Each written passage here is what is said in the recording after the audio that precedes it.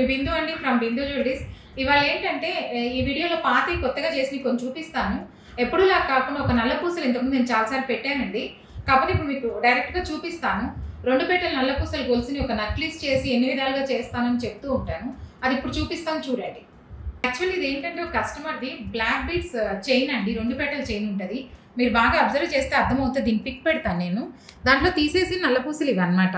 సైడ్కి ఇలా వచ్చి మనకి లాకెట్ మధ్యలో ఏంటంటే ఈ బిట్స్ ఇలా చూస్తే ఇప్పుడు అర్థమవుతుంది. ఇది నల్ల పూసలు దానికి వచ్చిన లాకెట్. ఆ లాకెట్కి కింద ఇలా ఉంటుంది కదా, అవి పెట్టించు అనమాట. ఇది లాకెట్ తర్వాత కొంచెం నల్ల పూసలు వచ్చి బిట్స్ వస్తాయి. ఇది బిట్స్ అన్నీ ఏం చేసామంటే కలిపి ఇప్పుడు ఇలా చేపించేసి దీనికి రెడ్ గ్రీన్ స్టోన్ జాయిన్ చేసుకుంటూ ముత్యాలు ఇచ్చేసామన్నమాట. ఇప్పుడు ఇది ఇంకా బ్యాక్ అవుతుంది. బ్యాక్ చైన్ ఏంటంటే ఈ 2 స్టోన్స్లో ఒక కలరు బ్యాక్ చేస్తున్నాను. మీకు ఇలా చూపిద్దామని చూపిస్తున్నాను. ఇవి కూడా ఏంటంటే ఇంకా అవ్వలేదు, మొత్తం అయిపోయిన తర్వాత చూపిస్తాను. ఇది నల్లపూసలది అనమాట. ఒక సైడ్ అన్నీ తీసుకొని జాయిన్ చేసుకున్నాము.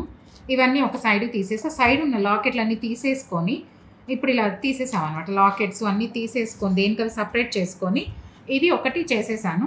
ఇదేంటంటే ఈ నల్లపూసలు కూడా నేను 2 పెట్టెలు 2గా చేసిస్తానని చెప్పాను. చేస్తానన్నమాట. ఇవి కూడా సపరేట్గా చేసి ఇదొకటి అదొకటి చేసి 2 పెట్టెలు చేసిస్తాను. ఇది ఒక లైన్ చేస్తాను, ఇది ఒక డిఫరెంట్ మోడల్ చేస్తాను.